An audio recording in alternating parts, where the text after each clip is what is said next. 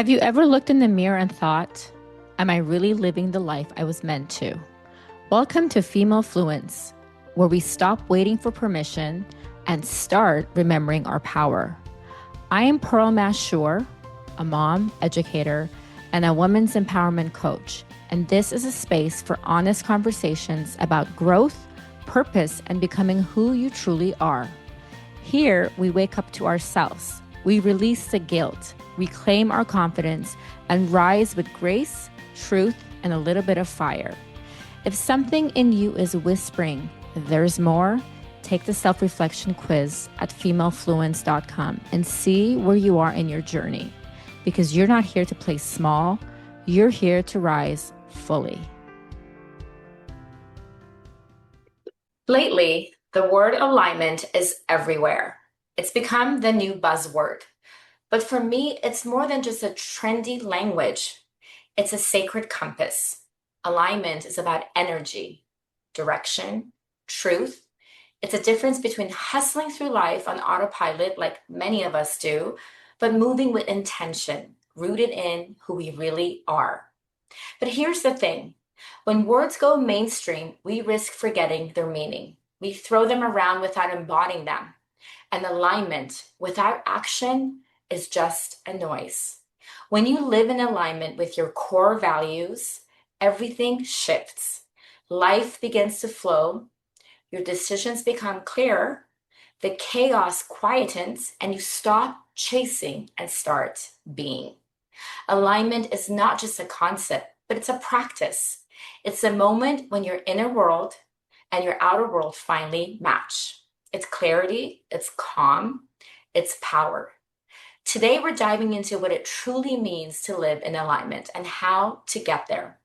My guest is here to guide us home to that place within ourselves where truth lives and everything finally makes sense. Gina Maier Vincent is a visionary thought leader and master motivator, an inspirational speaker, author, and empowerment entrepreneur. Recently, she was actually named and recognized as one of Orange Coast Magazine's KickAss Women. As a founder of Exquisitely Aligned, she offers a three-step proven system that guides achievers in aligning their time, money, energy with their truths, desires, and gifts, allowing them to redefine success to include fulfillment, significance, and true joy. Gina is known for cutting through the noise and getting straight to the truth. Her favorite quote by Eleanor Roosevelt, "The future belongs to those who believe in the beauty of their dreams," is what really inspires her.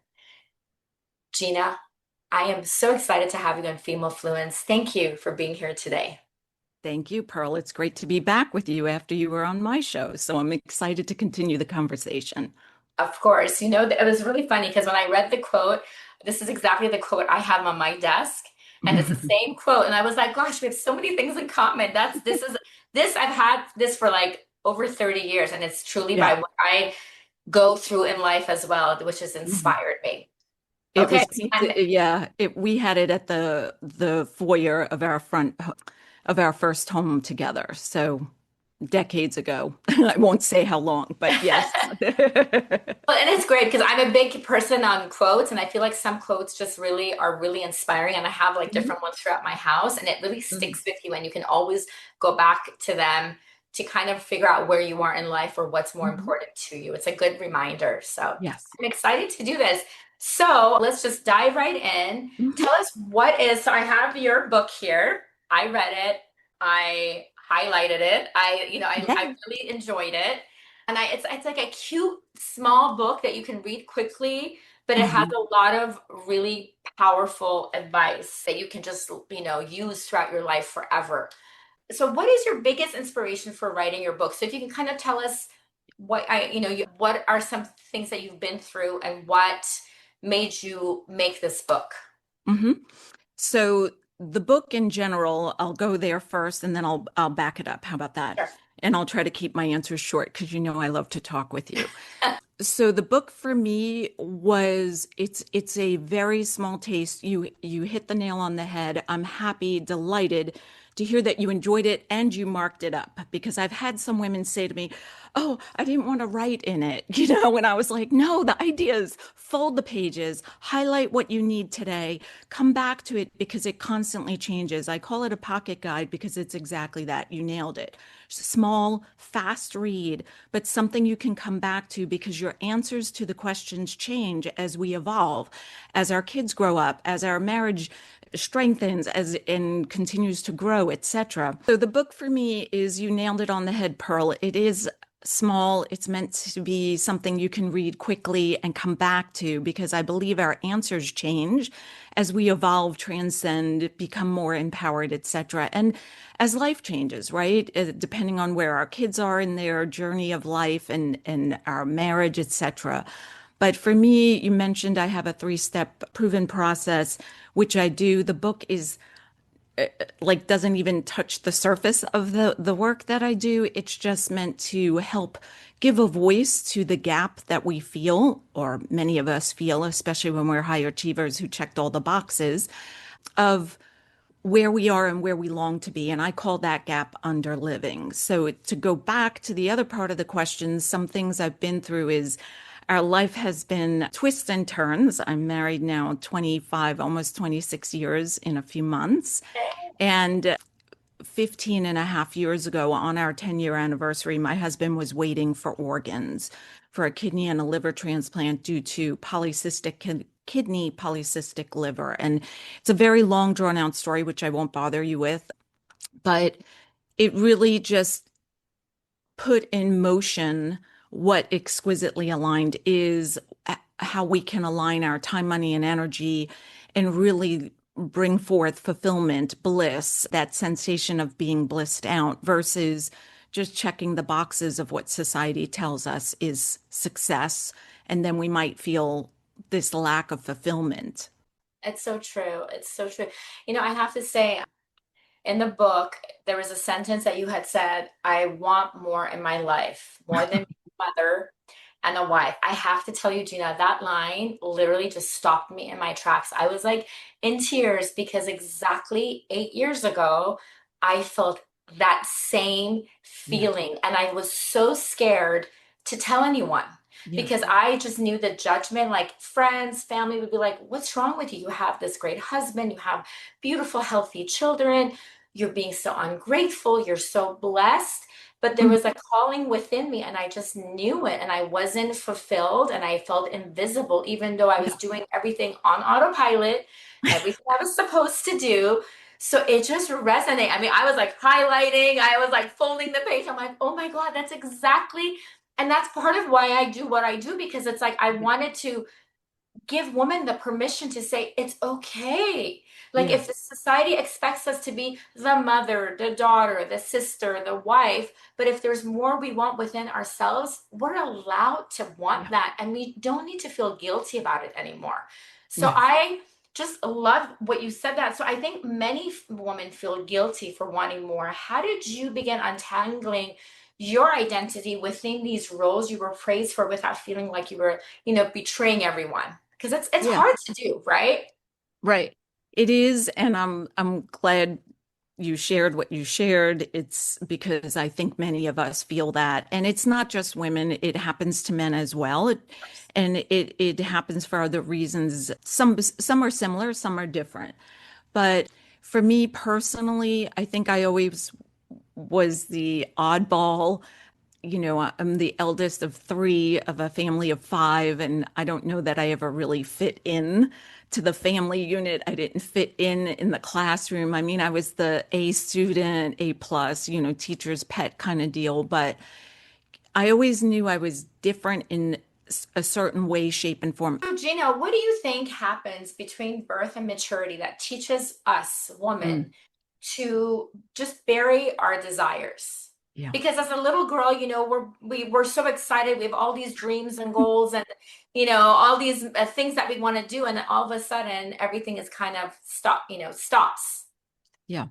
I think that we're asked to be good, we're asked to be polite, accommodating, and I think again, it goes back to our heritage too and what our parents believed and our grandparents. So there might be other words, like one that's coming to me is doting. Like you're the doting daughter. You help grandma, you help mom in the kitchen, you help, I don't know, your brother with whatever.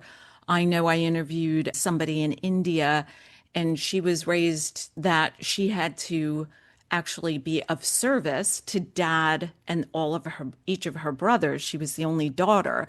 And that meant like cooking, laundry, that meant all of the household tasks. And so it was very draining for her. And I think that, you know, yes, I would like my daughter to be polite and well-mannered, but I don't want her to be thought of being too much, her desires, her dreams. And I think then we feel maybe selfish or too much. And that's when we start silencing. And I think that's when you go down a slippery path. But the good news is we can change that, right? As you know, the work you do, you're able to help women and even men who may have gone down people pleasing or being a harmonizer, somebody who's constantly seeking to make everyone happy, and bring harmony within the household or the workspace or both. Yeah, that's very true. That's exactly right. I think it's just through generations, through your environment, what Yeah. you're taught through society, and you just take that on and you feel like, okay, I just have to constantly please everybody, and I'm a nurturer, and I need to Yeah. take care of everyone. And through the process, you kind of forget about yourself. Yeah. So, And then if we're busy, right? I mean, the schedules that we busy, take yes. on. Definitely, that's another huge factor because you're so busy, you don't even have time to think like, what do you even want in life, right? And that's where we were saying we need to like quiet the noise so we can actually listen within ourselves because if we're Mhm. so busy, we'll never know. And that's what a lot of times happens is when you're taking that walk or when the kids are not home or when you're an empty nester or whatnot, and all of a sudden you listen and you're like, wait, this is not what the life that I imagined for myself. Right. Do you think we can hold gratitude for the life we've built and still wonder, is this all there is? Like we were talking about, and what would you say to a woman who feels blessed, but at the same time restless? It's like there's an itch, right? An itch. Yes, definitely one that we can't reach on our by ourselves. Yeah, absolutely I agree completely. I think gratitude and longing can coexist and equally. I'm a math person. I love numbers. It can be a 50-50. I mean, you can, or 100. You're 100% grateful and 100% longing or desiring or feeling that itch. I like to say it's a whisper. It's calling us in the wee hours of the night. And for me, that whisper is our invitation. It's not a complaint. I think sometimes going back to the question you previously asked about, us being the good girl, then we feel like maybe we're complaining or we're being selfish. And I don't think that at all. I think there becomes this skew of we're doing everything for everybody, thinking we're being the great mom, the great daughter, the great wife. When you step back and start aligning yourself exquisitely with who you were born to be, your truths, your gifts, and your desires, that's when the ripple effect just takes over. You're leading instead of, I mean, I'm being dramatic, Pearl, but being the doormat. I've had some clients who actually, like for me visually, it was like they laid down at the front of the house, the front door, and allowed everybody to walk all over them. And then 35 years into the marriage, they're wondering why things look the way and feel the way it does, and I'm being dramatic, but that's a visual that I think some people can feel like, oh yeah, I've seen my sister-in-law, I've seen somebody, do that. And that's where I think it becomes difficult. But if you realize that this is sacred, it's not you complaining, it's not you being too much. It's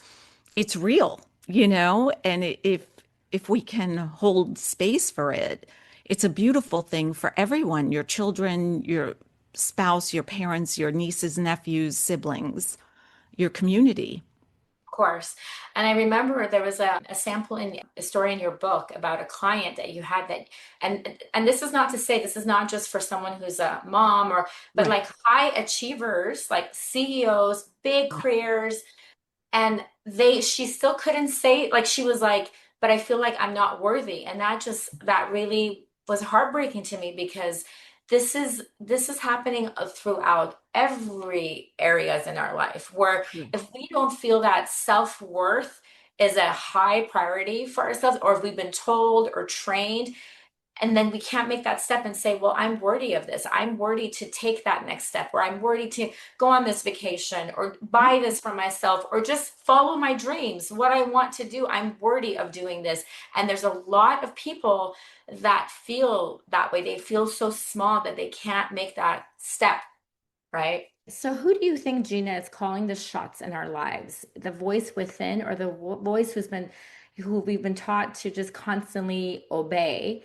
In your experience, what are the two types of authority that shape a woman's choice, and how do we begin to reclaim our own? I know that's a fully loaded question, but I can answer it. Yeah, I love those questions because we're on the same page. I think that's a question we need to ask ourselves always, especially when we're making big decisions. Like who is making this decision? Am I making it from my inner all-knowing, my intuition, my gut instinct? I think everyone has to fill in the right word. I know for me personally, I feel things in my stomach like a knot or like a comfortable, just a feeling of like, yeah, this is perfect. I know some of my clients get goosebumps, like, okay, yeah, this is a good yes. This is no, this is not for me. And or I know we live in a world begging for us to conform all the time, but we don't realize that. And I mean, now we give it a voice, right? Crowdsourcing. And I think when we crowdsource our confidence, that's when we start really selling ourselves short. And so when we're making a decision, I understand we might want to seek advice. But if we take a glass, I'm drinking my hot tea, which I love in the morning. It's morning here still. And if Pearl, if you're, I don't know, lavender tea, and then I put that in, and the next person, your husband is chamomile, and I put that in, and then my husband is matcha, like all of a sudden my tea is all different colors, all different flavors, and it's lacking me. And I think that's where we can get lost. And I see many women, I'm guessing you see this in your practice as well, where people come and say, I don't even know the answer. Like, something simple. I had one woman who said, this is the first time now that I'm newly divorced that I am making a decision on my own in 33 years. I need to find a place to live and I need to find a place quickly. And so we had gone down a fun rabbit hole of asking her questions that then she realized, yeah, I do know how to make decisions, but it's scary at first. And I think if we can remember to go within and ask ourselves that question, who's making this decision? The voice in my head, that's my mom. The voice in my head, that's what the country club girls would like to see me do. You fill in the blank. It's so true. And you touched on this a little bit. You said we conform. So I think that Yeah. leads on to the next question, the conformity trap. So can Yeah. you add a little bit more about what that is? Yeah.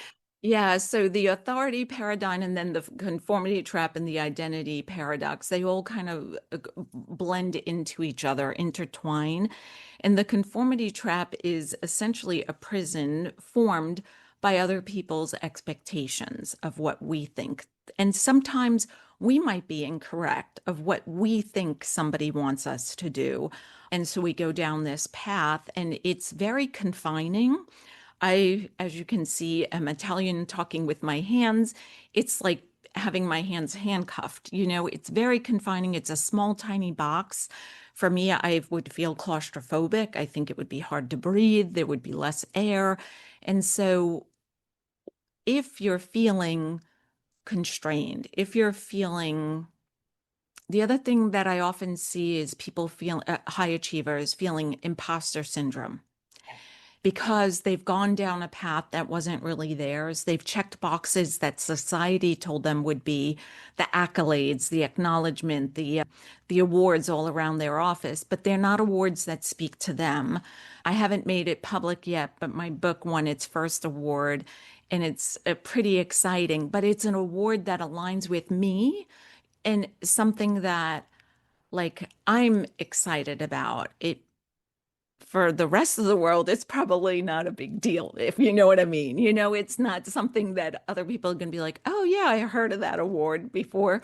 No, But but it's it just that doesn't even matter, right? As long right. as we know that it's like that's the award for you. It makes Yes. you happy, and that's why you wrote the book. You didn't write Yes. it, you know what I mean? Yeah. For other people to say, "Oh, great job, Gina. You did it for you." Yeah. Yeah. Exactly. Yeah, that's great. Now, I know, I mean, I mean, there's a lot of judgment, especially as females. We can be judgy, right? We're surrounded by that. What do you think the two sources of judgment as women we face, and how can we learn to free ourselves from those? hmm So I think there's external again and internal. And sometimes we think it's the external that's running the show, but if we're high achieving, success driven, goal oriented, all those words. I can't, there's probably two, three more that I should list, but let's stop there. We're often hard on ourselves. And I think it starts from a very young age. I have two children, a biological son and an adopted daughter, and they're very much similar and different, right? But we put them through the school system here in the United States, or at least we did. And immediately we focus on what they're not great at, Mhm. right? And they need tutoring for this because they're not getting the A. Why not the things that they're getting the A, allow them to explore even deeper, even further, faster, and let them run with it? And I say this all the time because I don't want to be asked, okay, do you want to work in the school system? Absolutely not. I just see in my opinion, there's an issue. I'd love it for it to be fixed. I don't have the answers, but I think it happens from a young age. And then we hold ourselves accountable, like, I should have done better at that. But what if that's not your gift? My husband and my son are great at researching things. I am not, that's not my, unless it's something that's I'm passionate about, but I wouldn't want to research a ton of things. It's just not who I am. I am more like this. Let's have a conversation. Let's go deep. Let's talk about your soul, my soul, see the places that we align and where we can learn from each other, support each other. That's who I am. And I think if we can recognize that, we're less likely to judge ourselves. And then when somebody is judging us, we might be more likely to let it go instead of getting fired up by it. Yeah, that's very true. And to add on, I mean, I'm an educator and I used to be a teacher, so I Yeah. completely understand where you're coming from. And I think maybe that's one of the reasons I mean, decided to kind of change my career because it's challenging, right? And Yeah. yeah, so it's taken a different turn. So I agree Yeah. with you. Now, why do you think it's so hard for women to believe that they deserve, as you call it, this super yacht life? And what's that shift that finally lets us dream that big, I want all these things in my life and not feel guilty or wanting the need to apologize for it? Right. And so there's a little story behind it. I know you know it, but the super yacht was a super yacht that Mark and I came upon while walking in Dana Point Harbor, which is quite narrow. This is not the biggest boat Mark or I have ever seen, but in Dana Harbor, where it's quite narrow, this boat looked like something. It looked like putting a cruise ship in a bathtub. You know what I mean? Like it just was disproportioned. And he had a totally different perspective than I. And so I like to use that as, people do judge and people will hold you to be accountable to something smaller, something safer.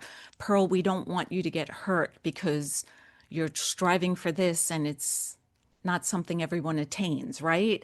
And so people are like, oh, but Pearl, stay here, be safe with us in the tribe.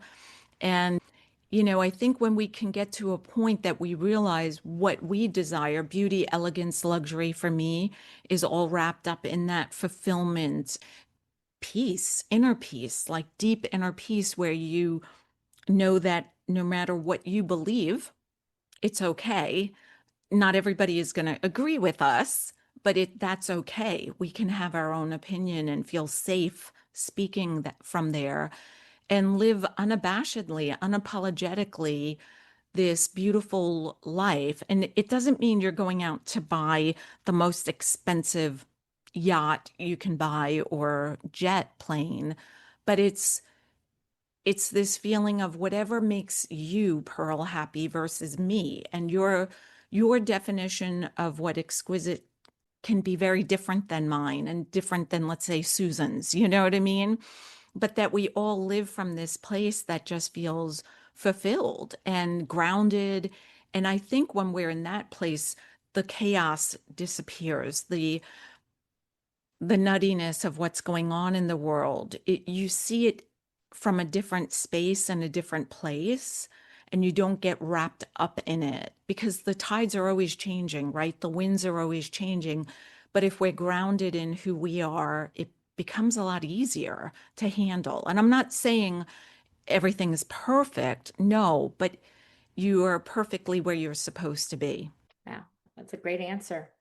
Thank you. Can you also provide a summary of, I know that your book is a little bit, the Cliff Note version of your 5 elements of exquisite alignment, Mhm. just to give people a little taste of what they would learn if they got your book or if they worked with you. Sure. So that's one of my favorite questions, of course. All of them have been. It's, I mean, I was going to say it's rather simple. It's not rather simple. It's taking a step to slow down and create space. Like I said, the book is a fast read. You've read it. I had Matt, who interviewed me last week. He told me he read it twice already, and he didn't make it sound like he was going to stop. He only had the book for, I think, 10 days. So I was laughing.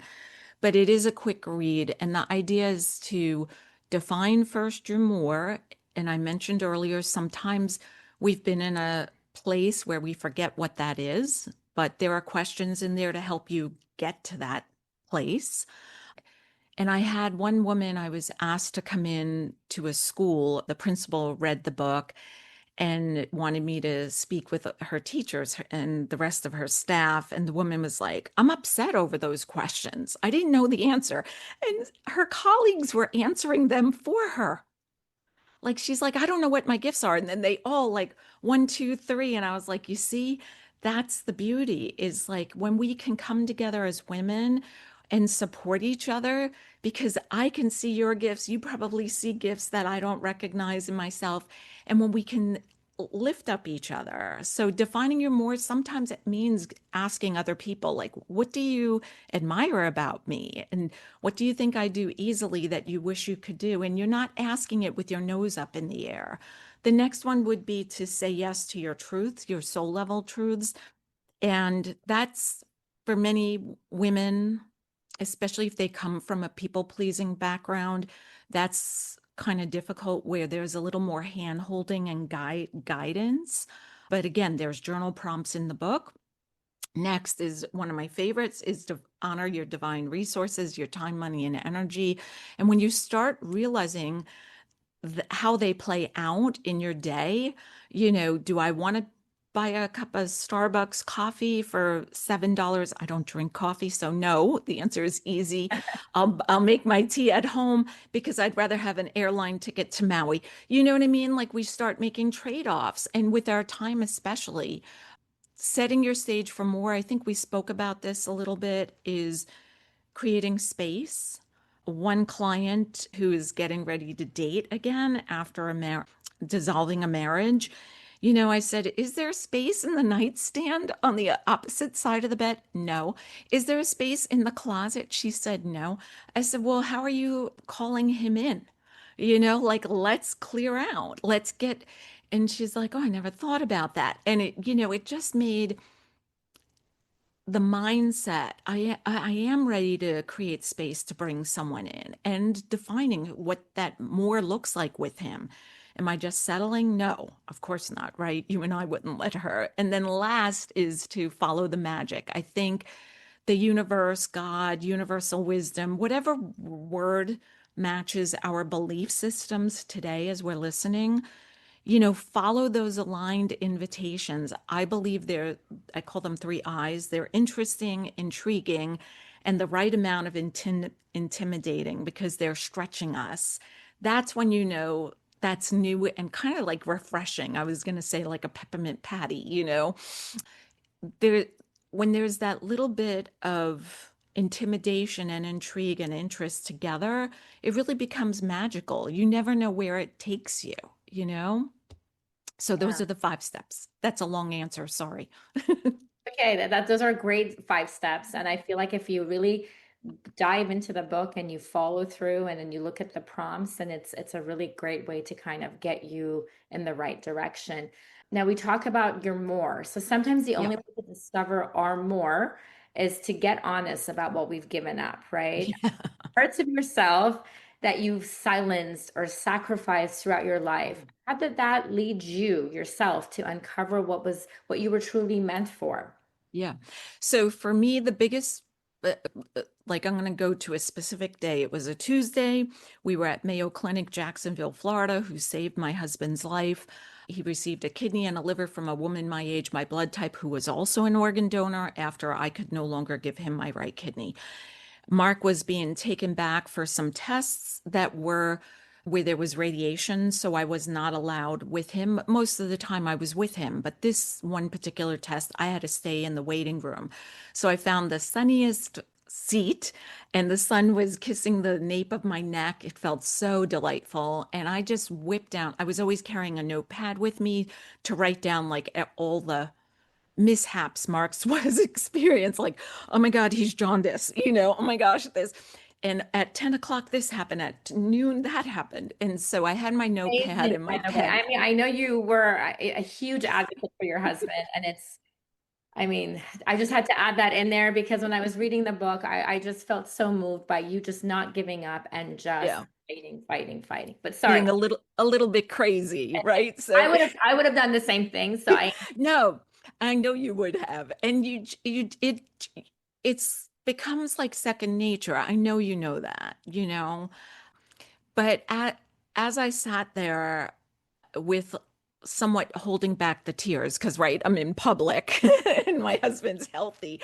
I mean he's struggling at this moment in time. We were back for an unexpected visit 6 hours away from home without our kids, but I just started writing everything I had missed. I mean, Pearl, I ran 2 different supper clubs, one through our church, one through our neighborhood. I hadn't had a dinner party in like a year. So dinner parties, cooking healthy meals. I was making casseroles. Now, please understand, I'm not complaining. They were our lifeline. So many people made casseroles for us. We wouldn't have survived, the kids, my husband or I, without that food. But I was craving, like, yes. yeah, I don't have to say anything. I'm I see you nodding. You the know what I mean? regular routine of life, just having like Yes, cooking in the kitchen, making a simple dinner, having your family together, just those yes. small little things. I totally understand. And having conversations that didn't revolve around polycystic kidney, dialysis, organ donation, hospital bills. You know, I missed walking with girlfriends. I missed going to exercise classes for myself. At the time, I was teaching yoga, so I was still giving a few times a week, but I wasn't able to receive and take classes. So I went out and I bought new pots and pans, cut 2 cute aprons, and started putting fresh flowers back on the table. I bought some more. I love when we were in Mexico or Italy, like hand painted ceramics. And so I made sure I bought some more and started taking everything out and making sure instead of bringing the pot or the pans to the table, I actually plated the food as if we were in a restaurant. But when you're so exhausted, when you're running on fumes and waiting for organs, you don't have time to do that. You're lucky you got the casserole in the oven without and take it out without burning it. You know what I mean? Like I didn't know what day it was, what time of day, where I was going. I think I shared it in the book. There was one time that I had to ask the kids, and they were both in car seats, where are we going? The light turned green, and I forgot like where I was taking them. I looked at the clock and it didn't, like, I was like, I don't know if I'm taking them to school. I don't know if we're going to get groceries. Like, you know what I mean? And they both looked at me like, Mm. luckily they told me and I continued on my way. But that's how crazy. And I think, I mean, certainly not everybody, I hope not everybody goes through a health crisis like that. But I think there are moments where we're so busy that we have an inkling of what that feels like, that we're on this hamster or gerbil, whatever the Yeah, word is. we all, yeah. Yes, yeah, very true. Very, very true. Now, I know one of the things, you tell your clients, and I do too, it's like we talk about purpose, like finding your purpose. And a lot of people panic when you say that word because it's such a big word. And it's like, well, I don't know. I don't know what my purpose is. How am I supposed to find my purpose? So that search is kind of like overwhelming and is stressful Yes. for a lot of people. But if you can help us with your definition, 'cause like, what does purpose mean to you, and how did you come to define it for you in your life? I think, and you're right with everything. I'm nodding with you for everything you're saying. I think it is overwhelming because we get taken down the path that I mentioned before that we've already spoken about, and then we lose our identity in this identity crisis and sometimes imposter syndrome because we've chased accolades. But if we go back to revealing, I just wrote an article and filmed, I have a new YouTube campaign, but about imposter syndrome. And I think that when we're chasing the accolades, the approval, the A's, I call them attention, approval, acknowledgement, accolades, acknowledgments, etc., we oftentimes are steered away from our purpose. So if we can slow down, and again, if we don't know our purpose, there are tools that I use with my clients. I don't know what you use, but I use about 5 different ones. I'll pick one for today, but Strengths Finders, Gallup Strengths Finders is fantastic. And it's a great way to reveal. I know a lot of people like to reinvent, but that to me is so unsexy. It sounds like something you do in a basement bunker with a white coat and goggles, like not our jewelry, not our lipstick or my false lashes. You know what I mean? It's not sexy. You can't reinvent something that's already exquisite. You just have to kind of chip away, or refine or polish away the fingerprints of other people where we crowdsourced. And I think we can reveal our purpose very quickly if we go back to our gifts. And that's the one that I was using, the one teacher who was in the room that day. Immediately, 3 different people started, "You're great at organizing. You can have an organ," because she was at the point where she retired, came back to teach part-time as an assistant, and she was looking for her next chapter.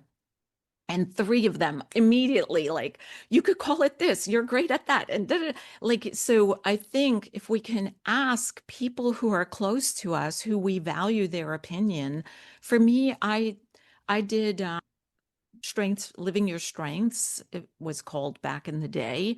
It was a book you could read, a quiz you do online. You still can do the quiz. I pay for my clients, I think it's $50. And then you get all of your strengths in the order of them. And I found out that I'm an activator. I get stuff done. I move mountains. That's why I can shift people rather quickly. I win others over, which is called woo. What's the other one? Communications up.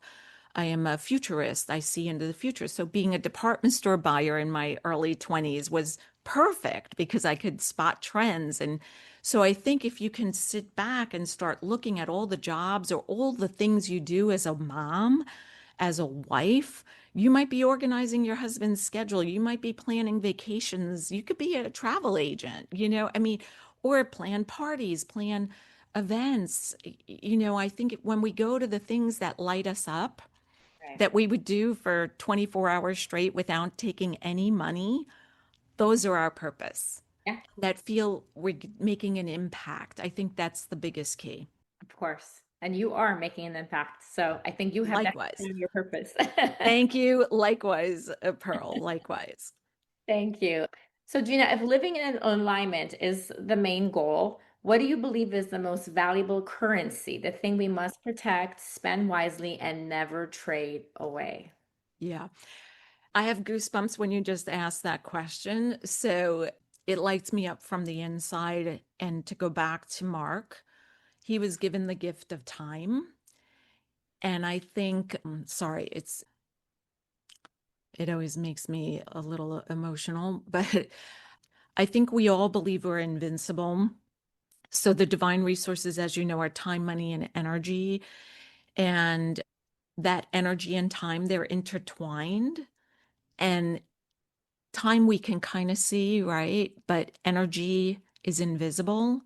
And when you're watching somebody live in kidney and liver failure, or even heart failure, I mean, walking through Mayo Clinic, you saw everything. It was very clear who the advocate was, even though they weren't looking their best because they were exhausted from advocating, and the patient. And I think we have to protect our energy, and we have to protect it in a way where we realize we're doing it for the best. We're doing it for our kids, our spouse, our loved ones. I mean, even if you're not married or with kids, you might be in a love relationship. You might be caring for an aging parent or two. And I think we have to realize it goes back to that oxygen mask, right? Put yours on first so that you can be there for others. When we're not sleeping, when we're having trouble losing weight, when we're feeling not only exhausted, but frustrated, I'm going to use that word, testy, short. Those are our signs that we have an energy imbalance. We're walking around, my daughter is full of fire. That's her personality. So she's, I'm like, you just came back from the gym. Like, did you not get your fire out? Like, what did you eat that might be creating that? Or where are you misaligned? And I think if we can see those things as signs of misalignment, we then can start protecting and guarding our energy. Definitely. And time is such a valuable currency and we forget about it. So many of us just waste time by doing things that have nothing to do with our life, wasting time, Yep. whatever it may be. And then all of a sudden it's like years go by and we look back and say, wait, what happened? Like, where am I, my time, my age, my life, all the Yep. what ifs and the should have beens come, and kind of haunt you. And that's when Yeah. it's scary. Yeah. And I think that happens, just to add to that. I think you would agree when we have something fall apart, Yeah, right? The rug, for whether it's our financially, um, health, ours or someone close to us, a love relationship, ours or a best friend's marriage falls apart. It's like our wake up call, but we don't have to wait till that yeah, discomfort happens. We can start now and with little things, you know? yeah. It's very true. Because it's like a lot of us, it's like wait until it's like, oh, well, I want to lose weight and be healthy. But until you go to that doctor's appointment and it's like something, you get some blood work and it's really bad. It's like, oh gosh, now it's kind of too late. I should have done it. No, like anything in your life, we need to, it's like stop doing that whole thing about someday I will do this and that. It's today is today. Yeah. Um, So last question, which but still as important, you talk about the essential to have the right people in your life, and in your book, you introduce something called the RISE scale. Hmm. Evaluate your circle of friends. Can you kind of walk through that RISE scale briefly and Yeah. help us decide, understand, how we can figure out who our real tribe is and why Yeah. that is so important and effective in our life? It is. It's something that's simple to do, and it takes a little bit of courage. And it's not about writing people off or kicking them out of your life. It's about inviting the people who are there to help you soar, that you spend more time with. So, RISE is an acronym for reciprocity, making sure that there's this back and forth energy. Sure, at times, if we are struggling, we might be giving more than receiving, and that's okay. But if it's constant, that's when we know it's probably not a healthy, in my opinion, it's not a healthy relationship. It's not helping us soar. I is integrity, which is easy, right? Sincerity, are they really there for you? Do they say what they mean? Do they follow through with their actions? And empathy, are they honoring your emotions? Are they allowing you to feel into what you're feeling and there to hold you up and support you? And I think I had someone recently who I write for their magazine. She said, I wrote an article about the rise scale, and she's like, oh my gosh, I love it so much. I'm going to make a sticky and put it on my computer because it's really a great way to, figure it out. And you can give each letter five, a scale of 1 to 5 or 1 to 10, whatever number makes you happy. And then go through and do a little inventory, an audit, whatever word you like. But you might find that there's someone in your life that you really need to spend more time with because they are there for you more than you had given them. I don't know, what's the word? Uh, Acknowledge more than you're acknowledging. And they are there as a pillar, to help you move forward and really see through. I think you and I both, well, look at me. I know you so well, Pearl, that I'm going to say, I think you're here to build a legacy. And, when we are here to build a legacy, man or woman, sometimes it's lonely. But when we find people that are there to support us and carry us through and um, shine a light when it's a little dark or introduce us or, whatever those, there's so many different ways those invitations can unfold. But I think if we see it as a way of helping us soar and not in a me, but again, like this is your opportunity that we're each blessed with people in our lives.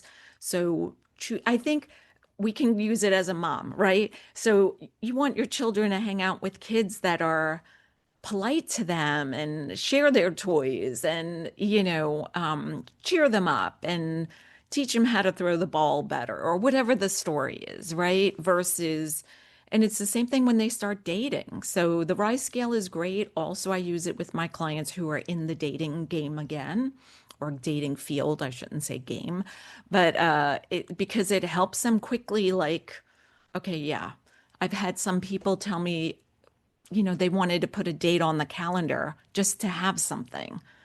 And I'm like, but if it's not with the right guy, you might be supposed to be going on a walk along the beach to meet the right guy who's going to ask you on a date for the following week. You know what I mean? So it's about creating space and really choosing where you want to invest your energy and your time. I truly love the rice scale. I think it's a great reminder to kind of look back and see because we all, I know my listeners out there know we all have those people that we go and grab that coffee with and we come back home and we're 10 times more exhausted and drained out. It's like negative energy, not really supporting you. It's all about them. They didn't hear a word that you said. They didn't even ask how you're doing.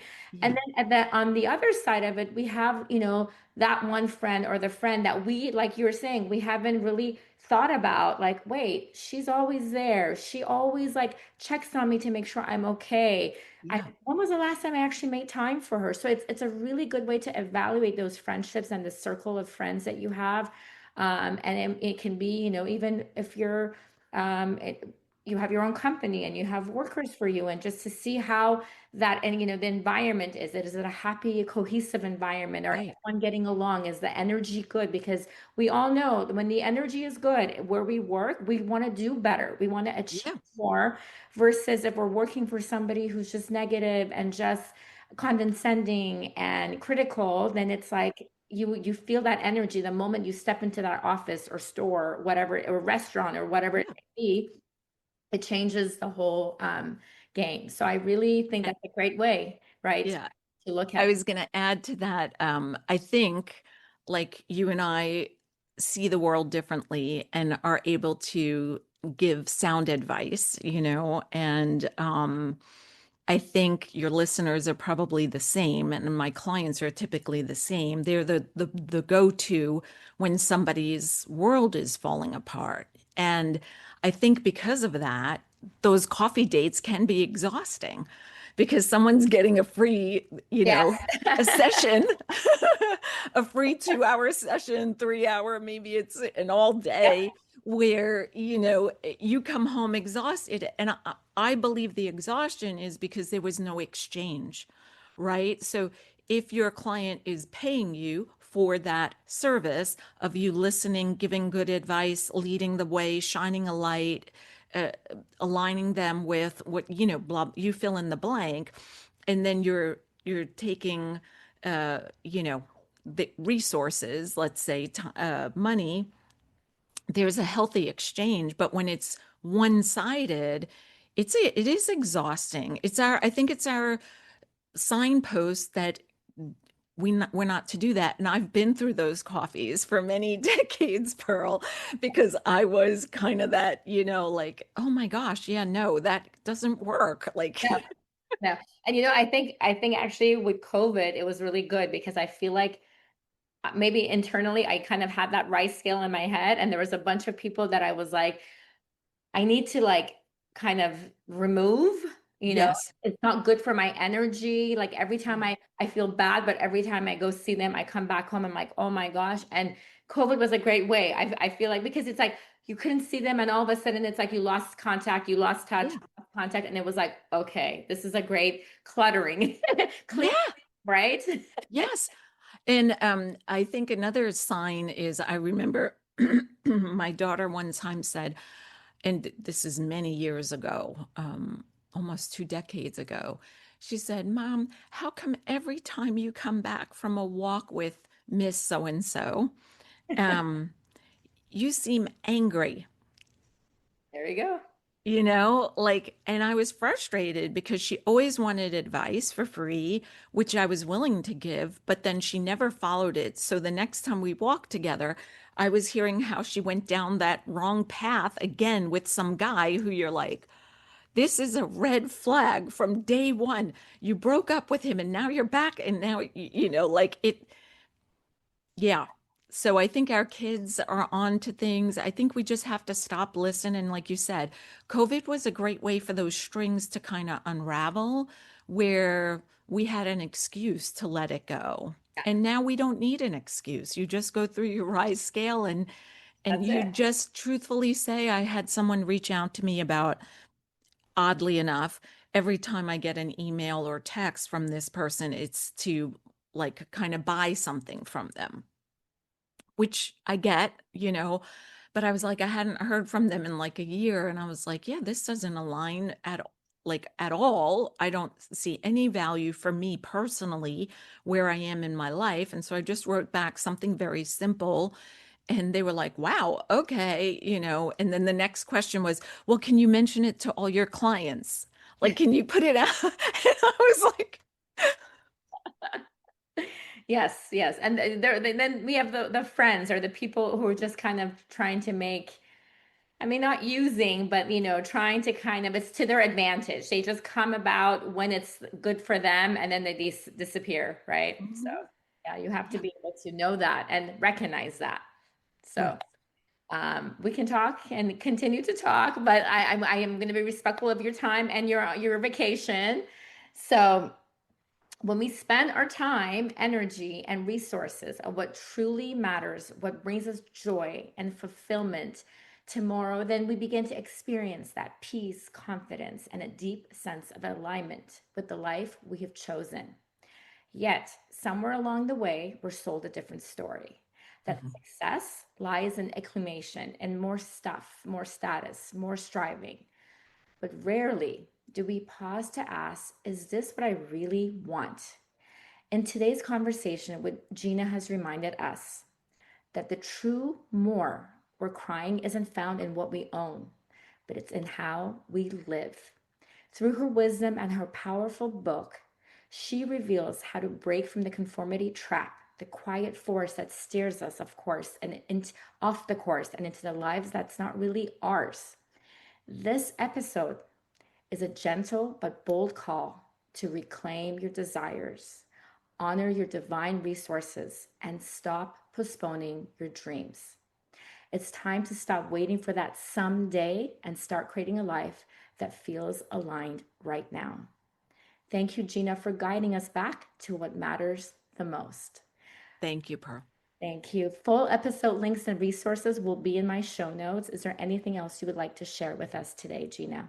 No, I just want to thank you, Pearl, for all that you do, because the more of us that are out there, we leave a legacy for our children, our grandchildren, nieces, nephews. And so I just want to say thank you to you. And thank you right back at you. Thank you so much. Thank you for spending this time with me here on Female Fluence, where we rise, reflect, and remember who we are. If something from today's episode spoke to you, share it with another woman who's ready to rise too. And before you go, download your free empowerment coaching guide at femalefluence.com. It's your next step toward living with more clarity and confidence. You can find me on Instagram and Facebook at pearlmashure_femalefluence. And if you're ready for deeper support, sign up for a free discovery call. I would love to connect with you. Remember, my friends, don't just exist. Live your life fully, bravely, and in truth. I'm Pearl Mashure, and until next time, stay true, stay powerful, and stay you.